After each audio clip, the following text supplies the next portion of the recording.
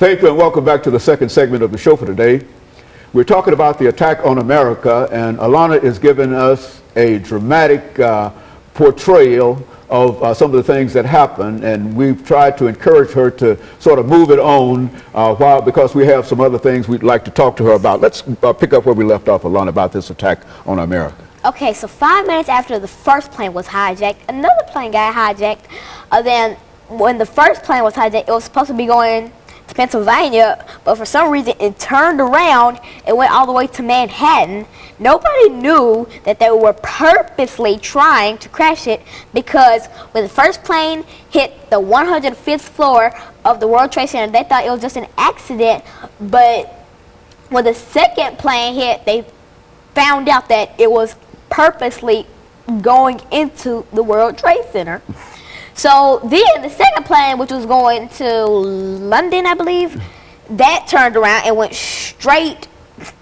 It went straight to Manhattan, but the first plane was going from the left, and then the other plane was going from the right. So the first plane was crashed into the 105th floor. If you were outside, you could hear the screams of everybody just trying to save their loved ones. So the second plane crashed into there. A third plane got hijacked by Al-Qaeda terrorists, but it turned around from the World Trade Center and went straight into the Pentagon.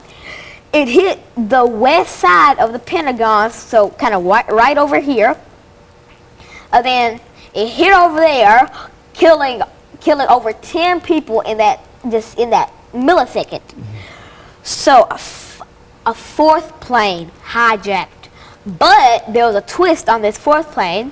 The people were not going to stand to die without even trying to save themselves. So after they called their loved ones, said their goodbyes, said their I love yous, they all made a pact that they would go in there and overturn the terrorists. So they all buddied up, kicked down the door and overturned the terrorists, which made the terrorists actually crash, because the fourth plane, which was going also to Pennsylvania, crashed in a forest near Pennsylvania, like right outside of it.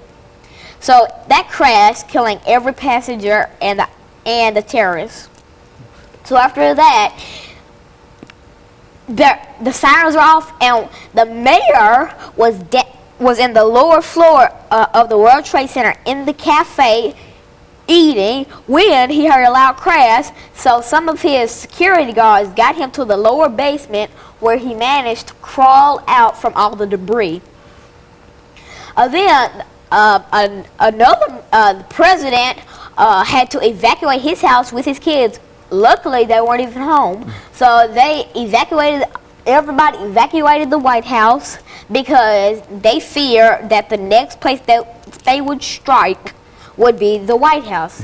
So to this day, people still believe that they will try and get now to the state capitol or the White House, but I fully believe that they will not succeed. Now, here's a story of one of my teacher's friends whose father looked for a job. So he was going to catch this plane when he had missed his plane, and she was very upset because he really needed that job.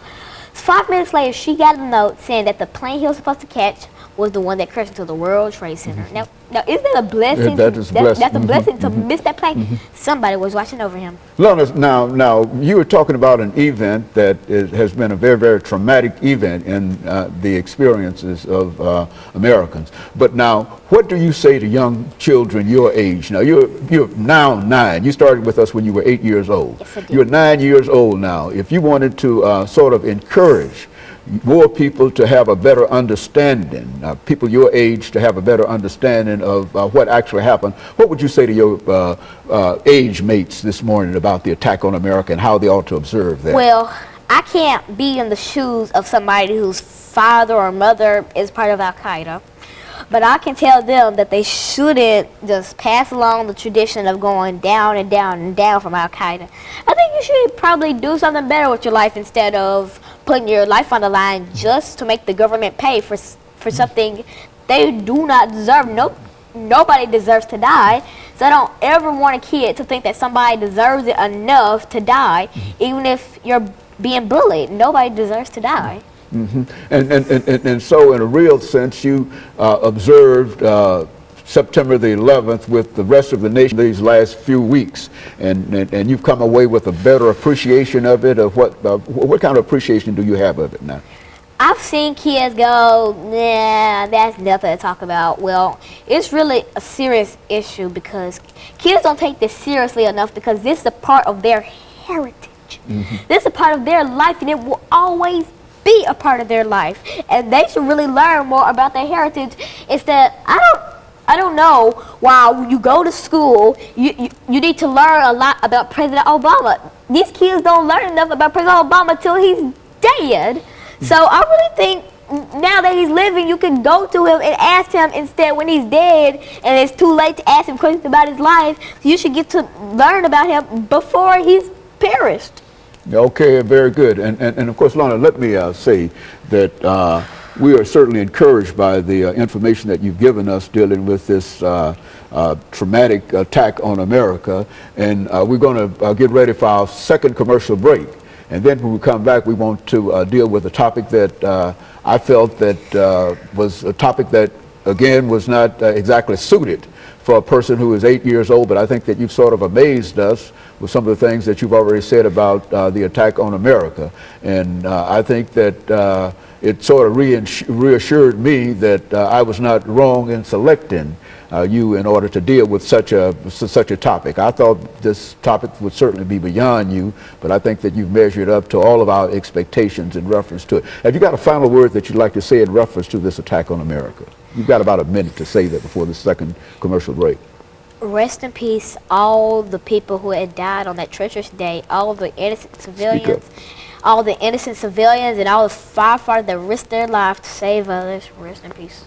And we certainly appreciate that, and we certainly appreciate your knowledge and information of this topic, and I'm sure that you will be able to not only use the knowledge that you've gained in order to help other people, but also the knowledge to move forward. And we certainly appreciate that. And we're going to take this second commercial break, and we're going to be back with you, and we're going to be back with our audience following this very, very short commercial break.